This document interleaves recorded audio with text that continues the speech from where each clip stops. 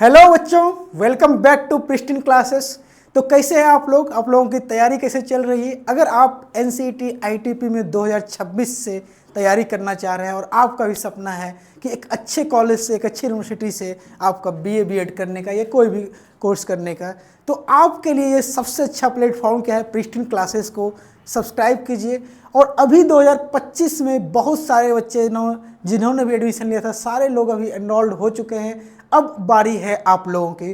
तो आज का जो हम लोगों का सिलेबस है, तो पहले पॉलिटिकल साइंस जो है, हम लोग एनसीईटी आईटीपी में पॉलिटिकल साइंस को डिस्कस करेंगे। इसमें पीवाईक्यू को, अभी जो पीवाईक्यू आया हुआ 2025 का शिफ्ट 1 में जो प्रश्न पूछे गए हैं आपसे, तो किस तरीके के प्रश्न पूछे गए हैं, क्या प्रश्न का लेवल रहा है और उस प्रश्न में आपको कैसे उसको डील करना था, कौन से प्रश्न ऐसे आए थे जिसे कि आपको छोड़ देना चाहिए था।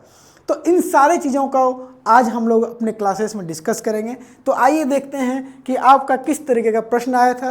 तो प्रश्नों पे जाने से पहले आप लोग अगर ये जानते हैं कि अगर एनसीईटी आईटीपी की तैयारी करना है तो आपको एकमात्र चैनल है जो कि आपको अच्छे से करा सकता है, उसका नाम है प्रिस्टिन क्लासेस। तो इसके यूट्यूब चैनल को सब्सक्राइब करना बिल्कुल नहीं भूलें, ठीक है? यूट्यूब चैनल को सब्सक्राइब कीजिए इसको। और यूट्यूब चैनल को सब्सक्राइब करने के अलावा अन्य सोशल मीडिया चीज़ों को भी आप जुड़ सकते हैं। जैसे इंस्टाग्राम पे भी आप जा सकते हैं, वहाँ पे आपको बहुत सारे पोस्ट मिल जाएंगे जहाँ से आपको ऑफिशियल नॉलेज भी मिल जाएगा, कुछ भी अगर ऑफिशियल अपडेट होता है। और ऑफिशियल ऐप जो है इसका, वो प्ले स्टोर में जाके प्रिस्टिन क्लासेस के नाम से है, जहाँ से आप इसे डाउनलोड कर सकते हैं। टेलीग्राम पे चले जाएंगे तो वहाँ से आपको बहुत सारे डॉक्यूमेंट्स, एमसीक्यू, ये सब प्रैक्टिस सेट, इन्फॉर्मेशन, ये सब आपको मिल जाएगा। और आपको कोई बात करना हो, कोई जानकारी चाहिए, यूनिवर्सिटी से रिलेटेड जानकारी चाहिए, कोर्स से रिलेटेड जानकारी चाहिए, तो उसके लिए टोल फ्री नंबर जो हेल्पलाइन नंबर है, वो इस पर आप लोग बात कर सकते हैं। कोर्सेज के बारे में जैसा कि मैंने बताया कि आपको इस पर बात करना हो, कोई भी इंक्वायरी करना है तो यहाँ पे आप बात कर सकते हैं। लेकिन क्या क्या हम लोगों के जो कोर्सेज हैं उसमें जो मिलेंगे आपको, वो क्या क्या मिलेंगे वो जान लीजिए। लाइव क्लासेस तो मिलेगा ही भाई। लाइव क्लासेस के साथ साथ आपको रिकॉर्डेड भी मिलेगा। आप मान लीजिए रिवीजन करना चाहते हैं, बार बार रिवीजन करना चाहते हैं, 2 बार 4 बार, जितना बार करना चाहें, और ये एक बार इसे लाइव कर ली तो वो रिकॉर्डेड कब तक रहेगा? आपके एग्जाम तक, ठीक है? साथ में ऑब्वियस है कि पीडीएफ नोट्स भी मिलेगा अच्छे से, सब कुछ किया हुआ, ठीक है? जिसको कॉपी डाउट कर लेंगे तो बाकी आपको कुछ करने की ज़रूरत भी नहीं पड़ेगी। डाउट सेशन अलग से रखा जाएगा। मान लीजिए किसी को, स्टूडेंट्स को किसी स्पेसिफिक टॉपिक पे चाहिए डाउट सेशन, या एक डाउट सेशन में जिससे रिलेटेड पूरे इस क्लास में जो भी डाउट हुआ उसके लिए एक सेशन रखा जाएगा, आप लोग वहाँ पे डाउट सेशन कर सकते हैं। टेस्ट सीरीज भी मिल जाएगा आपको, एक ही कोर्स में टेस्ट सीरीज भी मिल जाएगा। और प्रॉपर गाइडेंस का मतलब है कि सभी तरीके का गाइडेंस, चाहे वो एग्जाम से रिलेटेड हो, चाहे एडमिशन से रिलेटेड हो, चाहे आपको कैसे पढ़ना चाहिए, नहीं करना चाहिए, सारा कुछ आपको एक ही जगह मिल जाएगा। और कोर्स का जो ऑफर प्राइस चल रहा है वो अभी चल रहा है 2450 में मिल जाएगा अभी आपको कोर्स, अगर ये कोर्स अभी आप लेते हैं। नहीं तो फिर आपको जो प्राइस है, ओरिजिनल प्राइस, वो 3500 है। तो ऑफर प्राइस में ही जल्दी से ले ले, ठीक है? ये ऑफर लिमिटेड टाइम तक रहेगा। और कोर्सेज कौन कौन से हैं? आपको बीए बीएड तो है ही, आपको पॉलिटिकल साइंस के स्टूडेंट हैं तो बीएससी बीएड के लिए भी है, बीकॉम बीएड के लिए भी, आपके दोस्त हों, कोई लैंग्वेज से करना चाहे, ठीक है, जनरल टेस्ट से करना चाहे, टीचिंग एप्टीट्यूड से करना चाहे, या नॉन डोमेन बैच में ज्वाइन करना चाहें, तो जिस तरीके से आप जो भी बैच में ज्वाइन करना चाहें उस बैच में ज्वाइन कर सकते हैं, ठीक है? तो और एग्ज़ाम का पैटर्न जो है कैसा है, एक बार पैटर्न को भी देख लेते हैं, हम लोग समझ लेते हैं भाई एग्जाम का पैटर्न कैसा होता है। 28 क्वेश्चन होता है बाबू, ठीक है? हर डोमेन सब्जेक्ट में 28 क्वेश्चन रहेगा। उस 28 क्वेश्चंस में से आपको कितना करना है? 25। यानी कि यू हैव टू ऑप्शंस, क्या 3 को आप स्किप कर सकते हैं। You have to option to skip 3 questions. 3 question को आप क्या किए? स्किप कर दिए। अब 3 को अगर स्किप कर दिए यानी कि आप सिर्फ 25 करेंगे, जो वो क्वेश्चन करेंगे जिसमें कि आप श्योर रहेंगे 100%, 70। और हर क्वेश्चन के सही होने पे कितना मार्क्स मिलेगा? 4 मिलेगा। यानी कि 100 मार्क्स का एक डोमेन सब्जेक्ट होगा। यानी पॉजिटिव मार्क अगर आप करेंगे तो 4, निगेटिव करेंगे तो -1। तो ये पैटर्न है, ये सभी को पता है, सभी लोग जानते हैं, इसी हिसाब से करना है। तो इसी पैटर्न पे अभी 28 क्वेश्चंस को हम लोग डिस्कस करेंगे। ये 2025 के प्रश्न आए थे। तो सबसे जो पहला प्रश्न है वो क्या है, ये आपका कहाँ से आया था, ये आपके लिए आप लोग आंसर करने का कोशिश करेंगे। तब तक मैं आपको और कुछ बताता हूँ। भाई 1945 में जब वर्ल्ड वॉर 2 खत्म होता है तो एक फेज स्टार्ट होता है। क्या फेज स्टार्ट होता है? कोल्ड वॉर का। कोल्ड वॉर के टाइम पे 2 ही पावर कंट्रीज थी, एक यूएसए और एक यूएसएसआर यानी सोवियत संघ। ठीक है, तो सोवियत संघ जो था, ठीक है, वो क्या कहते हैं, सोवियत संघ में जो दिक्कतें हैं, सोवियत संघ एक टाइम के बाद उसका डिसोल्यूशन हो जाता है, यानी उसका विघटन हो जाता है। यानी कि 1945 से, ठीक है, 1945 सोवियत संघ का मतलब क्या है कि इसमें बहुत सारे राष्ट्र, लगभग 16-17 राष्ट्र मिलके एक नेशंस के रूप में काम कर रहे थे। ठीक है, 1 नेशंस के रूप में। तो ये जो है 1991 तक चलता है। कब तक चलता है? 1991 तक। उस टाइम पे ये दिसंबर में विघटन हो जाता है, इसका मतलब डिसोल्यूशन होता है। सभी राष्ट्र, जैसे अभी के मान लीजिए यूरोप में जाकर देखेंगे तो रसिया के बाद जो रसिया है एक उसका मेजर पार्ट था रूस, ठीक है, यूक्रेन, बेलारूस, तो ये सब क्या थे? उन्हीं के पार्ट थे। इसका जब टूटता है तो फिर 16-17 पार्टों में, अलग अलग पार्ट में टूटे हुए मिलते हैं। तो क्वेश्चन वहीं से आपका जो फर्स्ट चैप्टर है, ठीक है, फर्स्ट जो चैप्टर है कंटेम्प्रेरी वर्ल्ड पॉलिटिक्स का, उस चैप्टर का नाम क्या है? Disintegration of second world.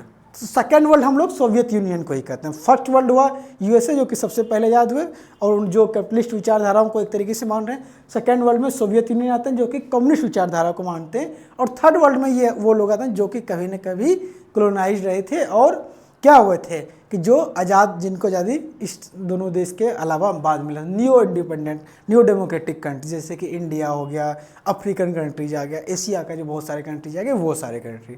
तो क्वेश्चन आपके वहीं से पूछा गया था कि who was the last leader of Soviet union. इससे पहले एक प्रश्न पूछा गया था रूस का फर्स्ट प्रेसिडेंट कौन है, और ये प्रश्न आपके भी एग्जाम में पूछा गया था और CUT PG का जब एग्जाम होता है वहाँ भी पूछा जाता है। तो ये दोनों जगह पे एग्जाम में क्वेश्चन पूछा गया था। लास्ट वाला यहाँ पे क्या पूछा गया, वहाँ पूछा गया था फर्स्ट, यहाँ पे पूछा गया लास्ट लीडर कौन है सोवियत यूनियन के। ठीक है, तो बोरिस इलेस्टिन आप देखेंगे, फिर मिखाइल गोर्बाचेव है, जोसेफ स्टालिन है, वो लेनिन है। ठीक है, अब देखिए इसमें लेनिन तो बहुत पहले के हो गए। लेनिन तो स्टार्टिंग में जब सोवियत यूनियन बन रहा था बनाने में ही इनका योगदान है। और लेनिन के जस्ट बाद जब वहाँ पे रूसी क्रांति होता है 1917 के आसपास, उस टाइम पे ही लेनिन थे। कम्युनिस्ट पार्टी को बनाने में जो रूस में पूरा योगदान इन्हीं का है। इसके बाद स्टालिन आ जाते हैं। ठीक है, और येलेस्तीन जो हैं बाद के लीडर हैं। ठीक है, जो फर्स्ट रूस के प्रेसिडेंट के रूप में। मिखाइल गोर्बाचेव 1985 में सोवियत यूनियन के प्रेसिडेंट बनते हैं। सोवियत यूनियन की बात करें, इसलिए आप पूछा who was the last leader of Soviet union. तो मिखाइल गोर्बाचेव ने सोचा कि बहुत ज़्यादा बदहाली था, उसको ख़त्म करने के लिए क्या किया, उसको ख़त्म करने के लिए उन्होंने 2 पॉलिसी लाया। ठीक है, 2 पॉलिसी लाया कि भाई स्ट्रक्चर को क्या कहे, जो इकोनॉमिक बंधन है उसको ओपन करने की ज़रूरत है। इसका नाम उन्होंने दिया प्रोस्टेरिका। ठीक है, प्रोस्टेरिका एंड ग्लास नोट्स। ठीक है, 2 उन्होंने पॉलिसी लाया। उस पॉलिसी की वजह से धीरे धीरे कहा जाता है कि उनका भी एक तरीके से उन्होंने चाहा था अच्छे के लिए, लेकिन हो गया था खराब। तो कुल मिला के जो क्वेश्चन है उसके हिसाब से तो आंसर तो मान लीजिए मिखाइल गोर्बाचेव हो गया, 85 में बने थे और सोवियत यूनियन के विघटन तक यही रहे थे। ठीक है, डिसोल्यूशन होने तक यही रहे थे। तो यही आपका आंसर हो जाएगा। आप लोग भी अपना आंसर देने का प्रयास करेंगे। अब देखिए दूसरा क्वेश्चन आपका किससे? वैश्वीकरण से। वैश्वीकरण आपके सिलेबस में 2 जगह मेंशन है। एक तो है इंडिया सिंस इंडिपेंडेंस में मेंशन है, लास्ट यूनिट में, लास्ट चैप्टर में, और दूसरा जो कंटेम्प्रेरी वर्ल्ड पॉलिटिक्स है उसमें भी लास्ट चैप्टर में ये मेंशन किया गया है। तो पूछा गया which of the statement is true about the globalisation. ठीक है, तो लिखा है कि वैश्वीकरण 1991 में शुरू हुआ। ठीक है भाई, इसमें पूछा गया कौन सा सही है। It is a purely a security phenomena, यानी यह पूरी तरह से एक सुरक्षा का घटना है। मतलब वैश्वीकरण का जब भी बात करेंगे मतलब ये सुरक्षा से रिलेटेड बात है। क्या ये बात सही है? ठीक है, दूसरा है कि वैश्वीकरण और पश्चिमीकरण एक ही चीज़ है, यानी वैश्वीकरण कह लें या पश्चिमीकरण कह लें, दोनों एक ही बात है। क्या ये बात सही है? फिर एक वैश्वीकरण एक बहुयामी परिघटना है। Globalisation is a multi dimensional phenomena.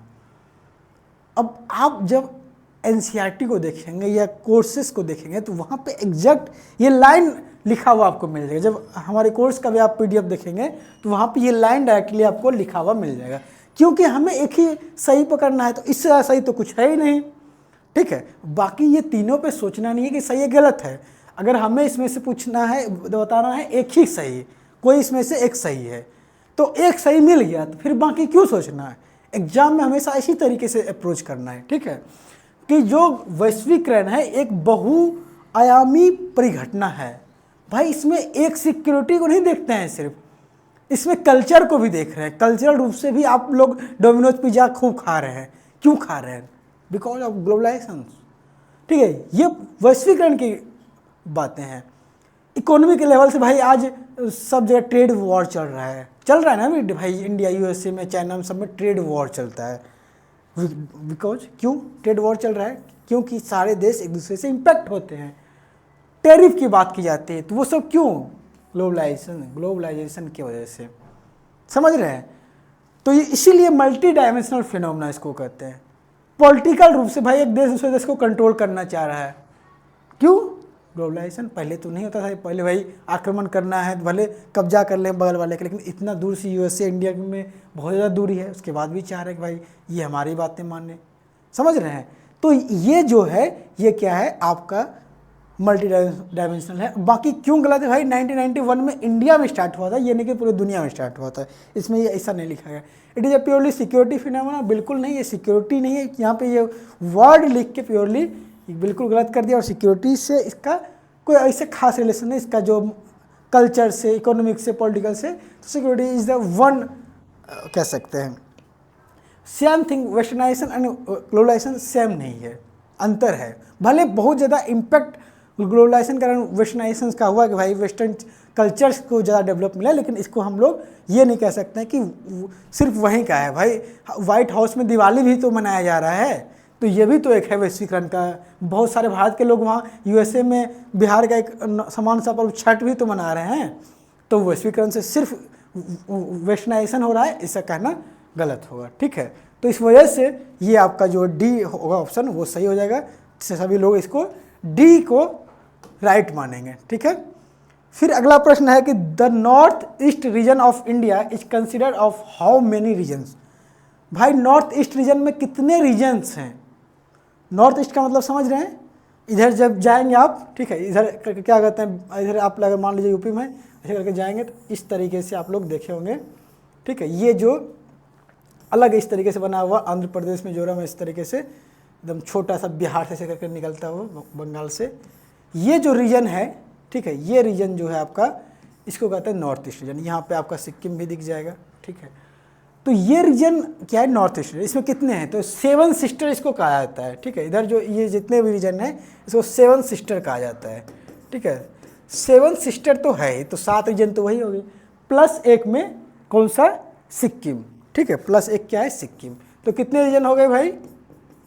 समझ रहे हैं कौन से रीजन की बात कर रहे हैं? असम, अरुणाचल प्रदेश, मेघालय, मणिपुर, त्रिपुरा, नागालैंड, ठीक है, और एक सिक्किम। तो ये सब मिला कितने हो जाएंगे? 8 रीजन हो जाएंगे। तो इसका आंसर क्या हो जाएगा? 8 हो जाएगा आपका, ठीक है। अगला क्वेश्चन है, ठीक है, ये आपका इंडिया फर्स्ट यूनिट से क्वेश्चन है। Voluntary service by devotee for building Ram temple in Ayodhya is called. Ayodhya में राम मंदिर के निर्माण के लिए भक्तों द्वारा दी गई स्वैच्छिक सेवा को क्या कहा जाता है? वॉलेंट्री मतलब जब बाबरी मस्जिद का कांड हुआ उस टाइम पे बहुत सारे लोग राम मंदिर बनाने के लिए जो अपने मन से आगे आए थे कि भाई हम लोग राम मंदिर को बनाने के लिए जो भी करना होगा वो करेंगे, ठीक है, लड़ना होगा लड़ेंगे, मतलब कहने का मतलब है, इसको उस पर नहीं लेना है दिल, ठीक है। वो लोग, उन लोगों को क्या कहा जाता था? उनका एक पर्टिकुलर नाम से उनको बताया जाता था, भाई इस नाम से जब भी बोलते थे तो उनको कहे, तो उनको हम लोग कार सेवा कहते थे, ठीक है। कार सेवक हम लोग देखते हैं भाई बहुत सारे कार सेवक की मृत्यु भी होती है बाबरी मस्जिद के कांड के बाद, ठीक है। तो वो उनको हम लोग कार सेवक कहते हैं। ये हम लोग पूरा घटना है आप कि भाई बाबरी मस्जिद तोड़ा गया तो उस टाइम की घटना है, ठीक है। तो बाकी पूरी घटना को तो हम लोग चैप्टर में डिस्कस करेंगे, अभी आपको जो क्वेश्चन से रिलेटेड जानकारी चाहिए वो आपको बता देते हैं। फिर है कि Jammu and Kashmir comprises how many social and political region, ठीक है। ये भी आपके चैप्टर में डायरेक्टली लिखा हुआ कितना रीजन, ठीक है।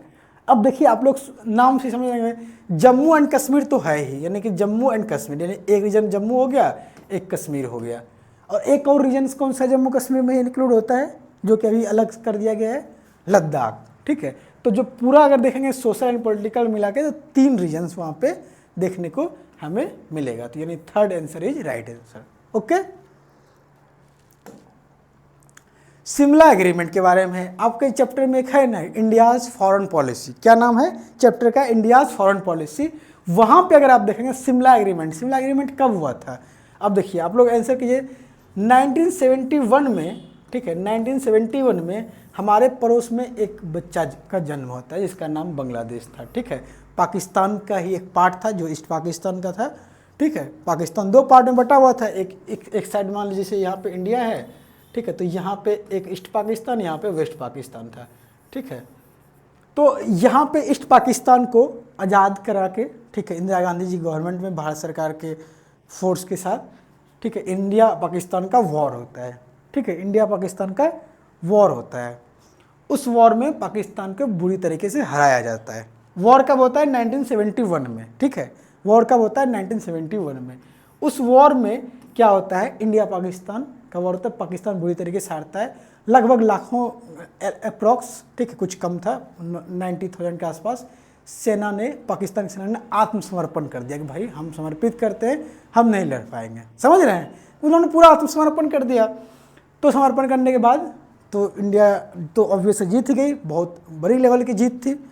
तो इस जीत के बाद क्या हुआ कि एक शिमला समझौता हुआ, ठीक है। जुल्फिकार अली भुट्टो वहाँ पे थे, तो उनके बीच में और इंदिरा गांधी जी के बीच में शिमला समझौता हुआ, जो कि कब हुआ? 1972। इसको डेट को नोट डाउन कीजिए, ठीक है। शिमला एग्रीमेंट कब हुआ? 1972। यहाँ पे वही पूछा गया कि शिमला एग्रीमेंट, जो शिमला एग्रीमेंट में क्या हुआ बात भाई, कि जो हम लोग LOC सब जो बना था, लाइन ऑफ कंट्रोल, वो सब यहीं पे बना था कि भाई अगर कोई भी मुद्दा होगा, बॉर्डर इशू, तो हम लोग क्या करेंगे? बायलैटरल बातचीत करके इसको हल करेंगे, ना कि लड़ाई झगड़ा करके करेंगे। तो इसमें यहाँ पे तो इंदिरा गांधी जी थी और वहाँ पे जुल्फिकार अली भुट्टो थे। और आपके ऑप्शन इतने अच्छे बनाए गए हैं कि अगर आपको इतना भी पता कि शिमला एग्रीमेंट किनके टाइम पे हुआ था, कौन से प्राइम मिनिस्टर के टाइम में हुआ है, तो भी आप आंसर कर लेते, क्योंकि इंदिरा गांधी जी एक ही ऑप्शन में आपको दिखाई देता है, ठीक है। चलिए अगले क्वेश्चन पे चलिए। देखिए हाँ, ये एक अच्छा क्वेश्चन आया था भाई, alternative centres of economic power का जो चैप्टर है कंटेम्प्रेरी वर्ल्ड पॉलिटिक्स में, वहाँ से कि आसियान से एक अच्छे लेवल का प्रश्न पूछा गया है। तो पहली बात है कि आसियान इंडिया FTA का मतलब क्या हुआ? Free trade agreement came into effect. कब आया इफेक्ट? ASEAN established. देखिए अब जब भी ऐसा प्रश्न आए तो आप वो चीज़ देखिए, अगर 4 में से चारों चीज़ आप जानते हो जरूरी नहीं है, आप उन चीज़ों को खोजिए जो आप जानते हैं। तो अगर बच्चा थोड़ा सा भी स्टडी किया है तो नहीं भी कुछ जानता है, तो सबको पता है कि आसियान का एस्टेब्लिशमेंट कब होता है। तो बाबू आसियान का एस्टेब्लिशमेंट होता है 1967 में। कब होता है? 1967 में, बैंकॉक डिक्लेरेशन के थ्रू, ठीक है। बैंकॉक डिक्लेरेशन कब होता है? 1967 में, यानी कि बी का तो थर्ड हो गया। अब इसमें खोजिए बी का थर्ड। देखिए बी का थर्ड यहाँ भी है, यहाँ भी है, मतलब एक ऑप्शन बस आपका एलिमिनेट हुआ इस बात से, बहुत ज़्यादा जानकारी नहीं हुआ इससे। फिर अगला है ASEAN regional forum establish. ASEAN का ARF कब इस्टेब्लिश हुआ? तो हो सकता है आपको पता हो या नहीं पता हो, ये इससे क्या पता चला आपको? सिर्फ एकदम से बेसिक से नहीं जानना है, थोड़ा सा और कुछ आगे जानना है। तो ARF का जो फाउंडेशन होता है वो 1994 में होता है, यानी कि C का 1। तो C का 1 आप देखिए, C का 1 यहाँ पे नहीं है, C का 1 यहाँ पे नहीं है, C का 1 यहाँ पे नहीं है, C का 1 यहीं पे है। बस 2 अगर बात आप जान रहे थे तो चारों का कहानी आप कर लिए। अब आपको बता देते हैं, ARF जो फाउंडेशन हुआ था 1994 में, 1993 में ही इसका बातचीत होना स्टार्ट हो गया था, 1994 में ये बन के आता है। तो बनने के बाद जो है इसका जो मेनली कंसर्न या जो मेन चीज जिससे ये डील करती है वो क्या करती है? ये क्या करते हैं? सिक्योरिटी इशू से डील करती है, ठीक है। किससे? सिक्योरिटी इशू से। साथ में आप देखिए एक है आसियान कम्युनिटी स्टेब्लिश, ये आपका 2003 में, ठीक है। और ASEAN India free trade agreements ये साइन होता है 2009 में, लेकिन फोर्स में आता है। अब आसियान कम्युनिटी वाला भी आप लोग जान लीजिए कि 2003 में ये साइन हुआ था, ठीक है, लेकिन जो फाइनली ऑपरेशन में आता है वो 2015 से आता है। इसको भी आप लोग जान लीजिए। आसियान कम्युनिटी में क्या हुआ भाई? 2-3 चीज़ों को, जैसे सिक्योरिटी के इशू को, इकोनॉमिक वाले जो पिलर था, 3 पिलर था, ठीक है, 3 पिलर्स, आसियान कम्युनिटी, इसको नोट डाउन कर लीजिए। इसके 3 पिलर थे, इस तीनों को एक साथ कर लिया गया, ठीक है। आसियान कम्युनिटी, 3 पिलर देखिए क्या है। एक इकोनॉमिक पिलर था भाई, इकोनॉमिक पिलर। दूसरा क्या था, सिक्योरिटी का, जो कि एआर आप देख रहे थे। और तीसरा था हमारा पॉलिटिकल और कल्चर कह सकते हैं। तीनों पिलर को इसमें ऐड ऑन कर दिया गया, लेकिन इसको ध्यान रखिएगा 2003 और 2015 में ये फॉर्म में आया, ठीक। एआरएफ का जो मेन इशू था वो क्या था भाई, ये सिक्योरिटी इशू को बातचीत डिस्कस सब कुछ करते थे। क्लियर है एकदम से। ऑप्शन को आपने टिक कर लिया। चलते हैं अगले प्रश्न पे। अगला प्रश्न है कि वर्ल्ड सोशल फोरम का जो मीटिंग हुआ 2024 में वो कहाँ पे हुआ? ब्राज़ील में हुआ, मुंबई में हुआ, नेपाल में हुआ, कोलकाता में हुआ? तो ये एक तरीके से करंट वाला क्वेश्चन था। हो सकता था आप लोगों में से मैक्सिमम लोग नहीं जानते होंगे। तो ऐसे ही प्रश्न को एग्जाम में छोड़ना होता है। 3 आपको छोड़ना ही है, तय है। 3 वो आप करेंगे तो फिर आप दिक्कत हो जाएगा। तो उस 3 को करना तो आपको 25 ही अटैम्प्ट करना है, तो 3 तो छोड़ना ही है। तो 3 में से एक जो छोड़ना था वो इस प्रश्न को आप छोड़ सकते थे, ठीक है। नॉर्मली अगर आप, क्योंकि देखिए अब एक प्रश्न है, इसके लिए आप पूरा करंट अफेयर्स देखें, जो टॉपिक है सबसे रिलेटेड करंट अपडेट्स देखें, उससे अच्छा कि एक प्रश्न को आपको छोड़ने का तो ऑप्शन है ही। जो बेसिक आपको आपके बुक में है, जो हम लोग क्लास में दे रहे हैं आपको, अगर उतना आप कर रहे हैं तो आप 25 से ज़्यादा करने में रहेंगे। आप एग्जाम में बैठ के सोचिएगा छोड़े कौन सा है, तो फिर वहाँ पर वही छोड़ना जिसमें कि थोड़ा बहुत डाउट हो। फिर एक अगला प्रश्न है, आप founder of editor of Mankind and जन। ये तो मान लीजिए एनसीईआरटी की जो साइड में दिए रहते हैं हर लीडर्स के बारे में, तो वहाँ पे ही लिखा हुआ रहता है, ठीक है। तो राम मनोहर लोहिया जी ये बुक लिखे थे, ठीक है, इसके बारे में आपको पता होना चाहिए। फिर एक the pencil agreement between India and China was signed in the, ठीक है। 5 बातें यहाँ पे तय की गई थी, नेहरू जी के टाइम पे तय की गई थी। पंसिल एग्रीमेंट में 5 बातें क्या थी कि भाई ना तो हम दोनों क्या करेंगे, म्यूचुअल रेस्पेक्ट करेंगे, ठीक है। Respect for each other, internal territory या इंटीग्रेशन ऑफ टेरिटरी, ठीक है। जो अंदर की हमारी चीज़ें हैं उनका रेस्पेक्ट करेंगे, इंटरफेयर नहीं करेंगे, ठीक है। एग्रेशन नहीं दिखाएंगे, भाई लड़े झगड़ेंगे नहीं। तो ये सब 5 को अच्छा बात, जो आइडियल वाली बात थी। और क्या को पीसफुल कोएग्जिस्टेंस, लास्ट क्या था, पीसफुल कोएग्जिस्टेंस, कि शांति के साथ सहअस्तित्व में रहेंगे। भाई हम भी शांति से रहेंगे, तुम भी रहो। इंटरनल मैटर में ना हम बोलेंगे ना तुम मेरे इंटरनल मैटर में बोलना, ना हम अटैक करेंगे ना तुम अटैक करना। तो सुनने में तो बहुत अच्छा लग रहा है, बहुत बढ़िया लग रहा है, कोई दिक्कत ही नहीं है।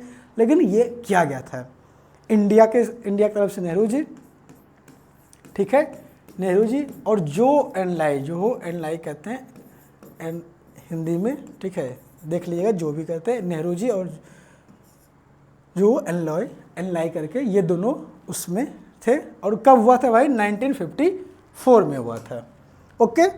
फिर एक लीडर ऑफ वार्सो पैक्ट, अब मिलिट्री अलायंस था। इसमें कौन लीडर थे? देखिए वर्ल्ड वॉर 2 खत्म होते ही 1949 में, ठीक है, 1949 में क्या बनता है, एक बनता है नाटो, जो अभी भी है, ख़त्म नहीं हुआ है। क्या है, नाटो है। क्या है इसका मतलब, नॉर्थ अटलांटिक ट्रीटी ऑर्गेनाइजेशन, ठीक है। इसमें ये क्या कहता है कि देखो भैया, इसमें अभी लगभग 32-33 मेंबर हैं। तो इनका कहना है कि अगर हमारे देश में किसी पे भी तुम हमला किए तो हम सब मिल के मारेंगे सबको, ठीक है। जैसे मान लीजिए आप लोग 6-7 को दोस्त हैं, आपने एक अलायंस होना कि भाई हमारे दोस्त में किसी भी दोस्त को पे अगर किसी ने छुआ तो सब मिल के मारेंगे, वैसा ही इनका दोस्ती है, ठीक है। तो इसके बदले में ये बना था किसके लिए, एक तरीके से सोवियत यूनियन के लिए। सोवियत यूनियन ने भी फिर से एक बनाया अपना, तो उन्होंने किया वार्सो पैक्ट। कब किया, 1955 में वार्सो पैक्ट किया सोवियत कंट्री के लिए, ठीक है, वार्सो पैक्ट। तो वार्सो पैक्ट किया उन्होंने 1955 में, किसने, सोवियत यूनियन ने या यूएसएसआर ने, ठीक है। इनका भी वही था कि भाई हम लोग सब लोग मिल के रहेंगे, अगर हम पे कोई हमला करते हैं तो हम लोग भी मिल के उसका जवाब देंगे, ठीक है। तो नाटो का फॉर्मेशन तो रह गया, लेकिन सोवियत यूनियन जब विघटित हो गया तो उसके साथ ही वार्सो पैक्ट भी खत्म हो गया, ठीक है। वार्सो पैक्ट क्या था, एक मिलिट्री अलायंस था, जो कि हम लोग ऑब्वियस है कोल्ड वॉर के फेज तो अभी प्रॉपर सिलेबस से डिलीट हो गया, लेकिन डिसइंटीग्रेशन ऑफ कोल्ड वॉर जब पढ़ेंगे तो वही से। अब देखिए यही है कि आपको प्रश्न कोल्ड वॉर का नहीं है सिलेबस में, लेकिन एक तरीके से कोल्ड वॉर के टाइम का ही प्रश्न है, समझ रहे हैं। तो इसलिए आपको बैकग्राउंड जानना जरूरी है। डिसइंटीग्रेशन ऑफ कोल्ड वॉर जब हम लोग देखेंगे, सेकेंड वर्ल्ड देखेंगे, तो वहाँ पे इन चीज़ों को हम लोग अच्छे से डील कर लेंगे, ठीक है। अब देखिए पॉलिटिकल पार्टीज, क्योंकि रीजनल पार्टीज़ का आप लोगों के सिलेबस में एक जिक्र किया गया है अलग से, तो वहाँ से प्रश्न भी अच्छे बनते हैं कि बहुत सारे पार्टीज़ दिए गए हैं, उसमें से पूछा जा रहा है, आपको मैच करना है। तो यहाँ भी वही वाला फॉर्मूला अपनाना है कि ज़रूरी नहीं कि सब जाने, ठीक है। आपको पीडीपी नेशनल कॉन्फ्रेंस के बारे में नहीं पता हो, कोई दिक्कत, वैसे पता होना चाहिए, क्योंकि कश्मीर का आप लोगों में सिलेबस में एक अलग से चैप्टर है। नहीं कुछ तो द्रविड़ कजगम जो DMK है, ठीक है, द्रविड़ मुनेत्र कजगम या द्रविड़ कजगम जो था, उनको आप जानते होंगे। रामास्वामी नायकर को जानते होंगे, ठीक है। इन्होंने बहुत सारा मूवमेंट वुमेंस के लिए और जो बैकवर्ड कास्ट या क्लास के लिए इन्होंने बहुत सारे मूवमेंट्स, मंदिर पूजा के लिए बहुत सारे मूवमेंट किए। इनको बहुत ज़्यादा हीरो के रूप में उधर साउथ इंडिया के साइड में देखा जाता है। साउथ इंडिया के नहीं कह सकते हैं, देश के लेवल पे भी, लेकिन हाँ साउथ इंडिया में इनकी ज़्यादा पहचान है, ठीक है। तो इनको C को 1 से मिला देंगे, ठीक है। तो C का 1 देखिए यहाँ भी नहीं है, यहाँ भी नहीं है, C का 1 इसमें तो लग रहा है ऑप्शंस में थोड़ा कुछ गड़बड़ी है, ठीक है। आपको C का 1 से मिलाना है, देखिए यहाँ पे आपका बाकी इसको भी मिला देते हैं तब पता चलेगा। फिर आपका नेशनल कॉन्फ्रेंस है advocate of the formation of separate Punjab state. Punjab state को फॉर्मेशन इसके लिए किन्होंने किया था? तारा सिंह ने वहाँ पे, ठीक है। अकाली दल जो बना है वहाँ पे एक तरीके से तारा सिंह के स्टार्टिंग में वो लीडर रहे थे, तो इन्होंने सेपरेट पंजाब बनाने की बात कही थी। तो D का 2 देखिए, और D का 2 आपको यहाँ पे मिलेगा, तो यानी कि इसको C का 1 भी है यहाँ पे, ठीक है। B को हम देख रहे हैं, यानी D ऑप्शन आपका सही हो जाएगा। क्या कौन सा ऑप्शन हो जाएगा? D। अब देखिए पीपल्स डेमोक्रेटिक पार्टी यानी PDP पार्टी कहाँ का है? कश्मीर का है। तो पीपल डेमोक्रेटिक पार्टी के जो लीडर्स हैं वो कौन है? महबूबा मुफ्ती, ठीक है, वो हैं, वहाँ के भी लीडर्स हैं, मुख्यमंत्री भी आई थिंक रहे थे। नेशनल कॉन्फ्रेंस के लीडर कौन है? फारूक अब्दुल्ला, जिनके बेटा हैं उमर अब्दुल्ला, ठीक है। तो ये आप लोग B का 3rd, तो B का 3rd, A का 4 और C का 1, D का 2, ठीक है। इस तरीके से मिला लेंगे। पार्टी का फॉर्मेशन कब हुआ ये सब भी आपको देख लेना है, ओके। फिर है अगला प्रश्न जो एनवायरमेंट्स है, पर्यावरण से रिलेटेड जो आपका टॉपिक है कंटेम्प्रेरी वर्ल्ड पॉलिटिक्स में, वहाँ से ये प्रश्न पूछा गया है कि the earth summit was held in, जो अर्थ समिट हुआ था वो कब आयोजित किया गया था, ठीक है। तो देखिए फर्स्ट अर्थ समिट, जिसको कि हम लोग रियो अर्थ समिट के नाम से भी जानते हैं, क्या जानते हैं? रियो अर्थ समिट, ठीक है। एक स्टॉकहोल्म कॉन्फ्रेंस हुआ था 1972 में, इसके बारे में जान लीजिए। स्टॉकहोल्म, ठीक है, कॉन्फ्रेंस, ठीक है, अर्थ समिट के रूप में इसको दिखाया था, 1972 में हुआ था। लेकिन जो फर्स्ट अर्थ समिट हुआ था, जिसको कि हम लोग रियो अर्थ समिट भी कहते हैं, वो 1992 में हुआ था, यानी 1992 का इस जो ऑप्शन है वो सही हो जाएगा, ठीक है। और यहाँ पे जो है आपका एक चीज़ और याद रखिए कि UNFCCC का फॉर्मेशन यहीं पे हुआ है। UNFCCC, triple C, United nation framework on convention on climate change, ठीक है। तो इसका भी फॉर्मेशन 1992 में ही हुआ था। अगर आपसे क्वेश्चन पूछा जाए तो आप लोग बता देंगे भाई, ठीक है। कन्वेंशन ऑन जो है बायोलॉजिकल डाइवर्सिटी पे भी कुछ बातें यहाँ पे हुई थी। फिर इसके बाद से जो कॉप आप सुनते हैं कि कॉन्फ्रेंस ऑफ पार्टीज जो होता है, वो यहीं से होना स्टार्ट हुआ था, ठीक है। क्लियर है? अगले प्रश्न पे चलते हैं। Who among the following demanded a separate state of Andhra, ठीक है। निम्नलिखित में किसने आंध्र के अलग राज्य की मांग की थी? ये जब हम लोग पहला टॉपिक पढ़ेंगे नेशन बिल्डिंग का, तो वहीं पे देखेंगे कि क्या दिक्कतें थी भाई। एक स्टार्टिंग में एक लीडर्स पूरा भूख हड़ताल पे बैठ गया और इतना दिन 56 दिन तक बैठे रहे, और बैठे बैठे मतलब चल ही बसे इस लेवल पे, और लैंग्वेज की बेसिस पे उनको एक राज चाहिए था, बस इस मोह से। गांधीवादी नेता थे, आप लोगों को पता होना चाहिए, पट्टी श्रीरामल्लू नाम था उनका, ठीक है। ये 1952 में जब बैठे थे, इनके बाद ही फॉर्मेशन होता है आंध्र प्रदेश का, और इसके बाद से ही स्टेट रिजर्वेशन कमीशन बनाया जाता है, ठीक है, जो कि 55 में रिजल्ट देते हैं, और स्टेट रिजर्वेशन का जो एक्ट आता है वो 56 तक में आ जाता है, जिसमें कि लैंग्वेज के बेसिस पे कुछ राज्यों को जो राज्य हैं वो बनाए गए थे, फिर उसी आधार पे आगे भी बनाए जाते हैं।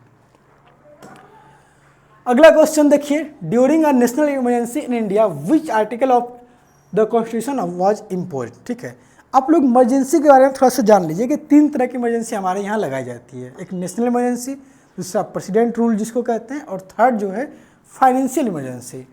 ठीक है, तो आर्टिकल 352 के द्वारा जो लगाया जाता है, 352 में national emergency. Okay, note down करते जाएंगे आप लोग, हैंड राइटिंग से परेशान नहीं होना है। नेशनल इमरजेंसी आर्टिकल 356 में बोलते भी जाऊंगा आपको।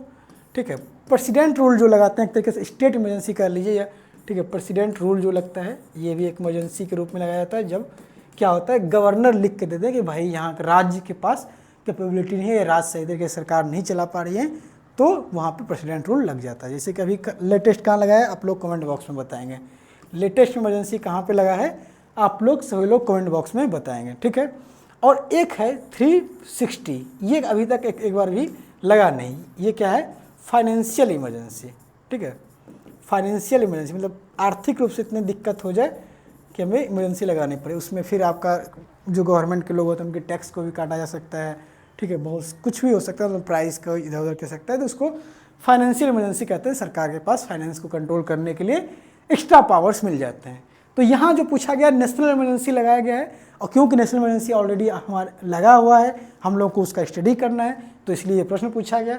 तो आपको आंसर देना है आर्टिकल 352। ओके, चलिए अगला क्वेश्चन है कि यूनाइटेड नेशन का जो सेक्रेटरी जनरल है उनका नाम क्या है, बान की moon was from which country. अब इस तरह का प्रश्न हर जगह पूछा जा रहा है, यहाँ तक कि CUTPG में इस बार ट्रेगुली के पूछ लिए गए जो फर्स्ट थे कि वो कहाँ के हैं। ठीक है, और आप में पूछ लिया गया बान की मून। ये आपके सिलेबस में जब यूनाइटेड नेशंस को हम लोग बता रहे थे तो वहाँ पे सेक्रेटरी जनरल के बारे में भी बताए थे, इंपॉर्टेंट सेक्रेटरी जनरल, खास करके जो इधर एशिया साइड से बने हो। तो साउथ कोरिया के हैं, कौन है, रिपब्लिक ऑफ साउथ कोरिया के बान की मून, इनको याद रखिएगा। साथ ही में आप लोग ये बताइए फर्स्ट सेक्रेटरी जनरल कौन है और अभी के कौन है। ठीक है, प्रेजेंट कौन है, आप लोग इसको कमेंट बॉक्स में बताएंगे। ओके, ठीक है। फिर India signed and ratified the 1997 protocol.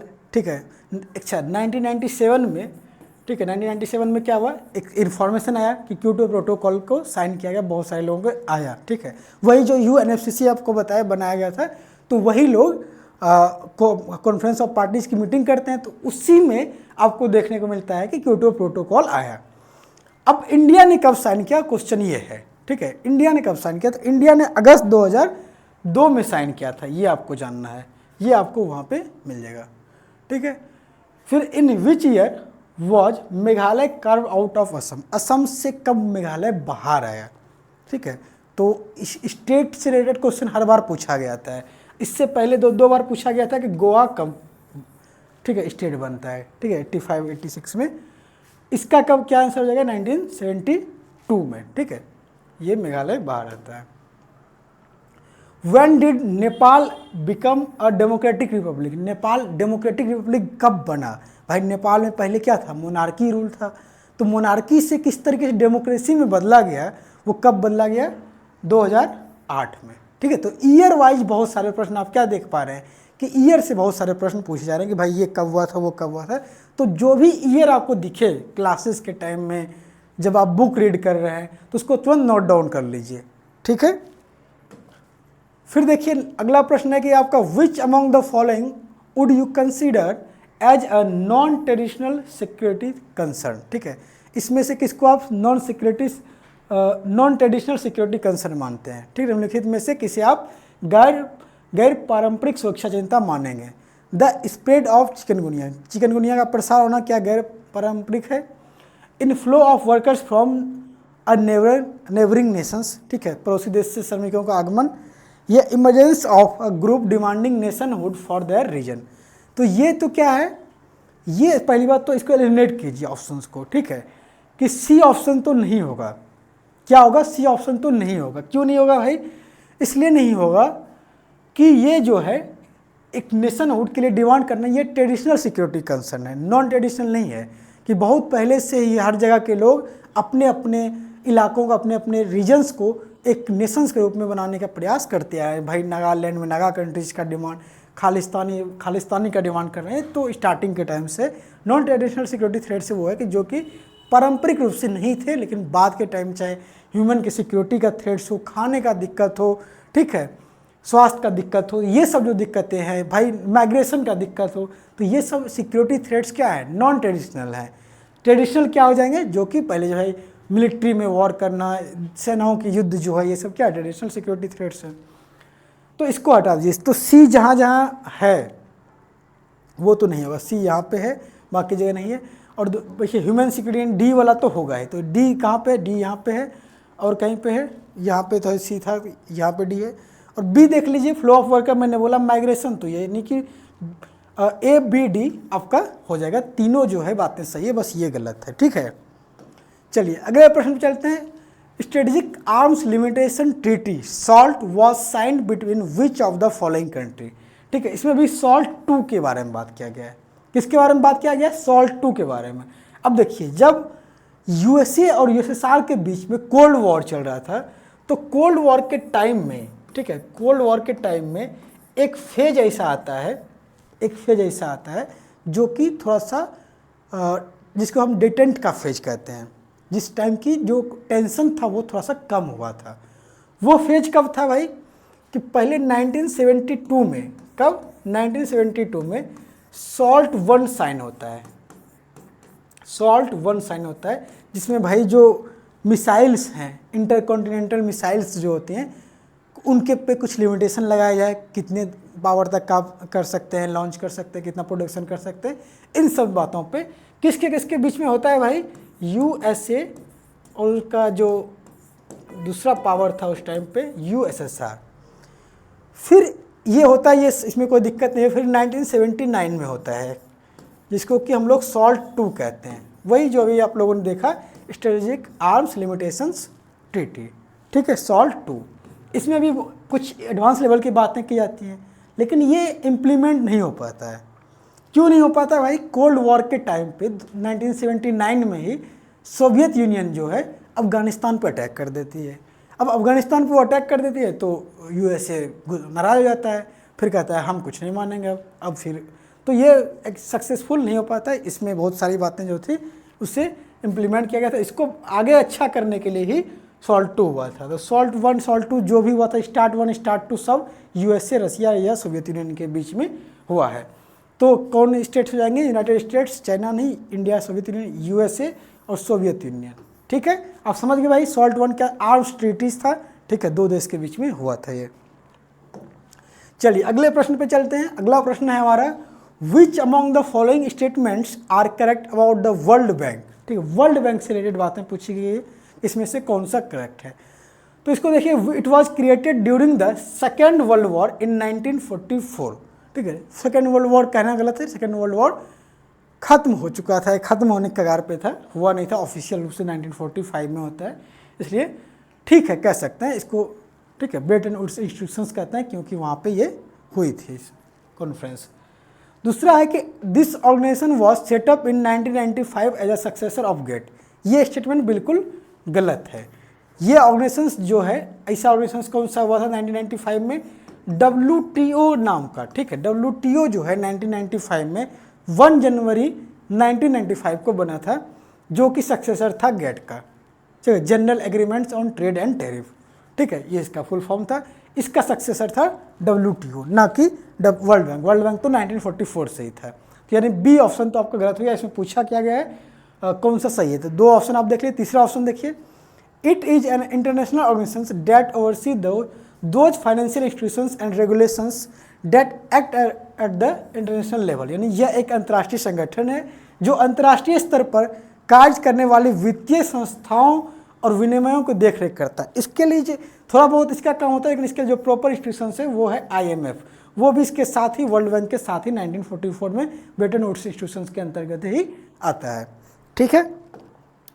अगर देखिए, it activities are focused on the developing country. Starting में तो इसका मान लीजिए रिकन्स्ट्रक्शंस करने का काम था कि भाई जो देश वर्ल्ड वॉर में तबाह हो चुके हैं उनको रिकन्स्ट्रक्ट कैसे किया जाए, लेकिन आने वाले आगे वाले टाइम में डेवलपिंग कंट्रीज पे इनका मेनली फोकस रहता है कि इनको हेल्प किया जाए, ठीक है। तो ये बात भी सही है, ठीक है। दूसरा है कि World Bank frame rules of trade to advance, ये तो बिल्कुल गलत है, इसके लिए WTO है, यानी कि ए और डी जो है आपका ऑप्शन सही था, यानी ए डी हो गया। अब देखिए कितना स्टेटमेंट है, ये सारे स्टेटमेंट ऐसे प्रश्न को कैसे कर सकता है कोई, जब उनके पास अंडरस्टैंडिंग हो, उन्होंने सही तरीके से कायदे से सब कुछ को देखा हो, रीड किया हो, क्लासेस किया हो, तब आप ऐसे सब प्रश्न को भी आराम से पेशेंस के साथ आसानी से कर सकते हैं, ठीक है। चलिए अगला देखिए, संपूर्ण क्रांति अब नारा है, भावी इतिहास हमारा है। ये स्लोगन कहाँ पे, अब देखिए स्लोगन से प्रश्न पूछे जा रहे हैं, तो स्लोगन तो ऐसे रटिएगा नहीं, स्लोगन कैसे याद होता है। स्लोगन जब आप बातचीत करते हैं, जब क्लासेस में कहानी आपको बताएंगे तो कहानी के साथ साथ कुछ स्लोगन भी बताएंगे। जैसे कि एक स्लोगन है कि भाई गरीबी हटाओ, ये स्लोगन किसने दिया था। एक स्लोगन है इंदिरा हटाओ। ये सब स्लोगन आपके एनसीईआरटी में भी मेंशन किया गया है, ऐसा नहीं कि नहीं मेंशन किया गया है। तो ये जो नारा है ये कब हुआ था, 1974 में, जब जेपी मूवमेंट्स होने वाला था, जो बिहार का मूवमेंट स्टार्ट हुआ था, बिहार से आंदोलन स्टार्ट हुआ था, स्टूडेंट का रेवोल्यूशन, तो वहीं पे ये नारा दिया गया था। अगला क्वेश्चन है कि who was the minister of for communication in the first ministry of free India. तो इसका फर्स्ट आपको एक एक मिनिस्ट्री बताए थे, जो भी क्लास किए हैं बच्चे, हर बच्चे को एक एक मिनिस्ट्री बताए थे भाई, कौन कौन से फर्स्ट जो भी हैं, क्योंकि फर्स्ट से अंबेडकर जी से पहले भी प्रश्न पूछे गए कि पहले कौन कौन मिनिस्ट्री बने, उनसे प्रश्न पूछे जाते हैं, तो इसलिए ये हमारे लिए इंपॉर्टेंट हो जाता है। तो एक गोपालन नहीं है, आचार्य नरेंद्र देव नहीं है, दीनदयाल उपाध्याय नहीं है, तो जो फर्स्ट कम्युनिकेशन मिनिस्टर हैं वो रफ़ी अहमद किदवई, ठीक है। रफ़ी अहमद किदवई आपके हो जाएंगे फर्स्ट कम्युनिकेशन मिनिस्टर। इसी तरीके से लॉ मिनिस्टर कौन हो जाएंगे, अंबेडकर जी हो जाएंगे। फॉरेन मिनिस्टर तो नेहरू जी के हाथ में था, ठीक है। फिर अगला प्रश्न देखिए, विच of the following leaders headed the national front कोalition government in 1989 to 1999। ऐसे तो इस टाइम पे भी दो गवर्नमेंट बन गई थी, लेकिन हाँ, तो जो स्टार्टिंग में जिन्होंने लीड किया था वो थे वीपी सिंह, ठीक है। वीपी सिंह ने स्टार्टिंग में, जब राजीव गांधी के बाद जो गवर्नमेंट आई थी नेशनल फ्रंट की, वो इन्होंने लीड किया था। तो ये सब जब भी हम लोग कोalition पार्टी का जो एरा, जो एक पूरा अनस्टेबल फेज रहा है, उस फेज को जब हम लोग देखते हैं तो वहीं से हम लोगों को ये सारी बातें भी समझ में आता है। देखिए ये वाला प्रश्न घुमा फिरा के 3 बार से लगातार पूछा जा रहा है।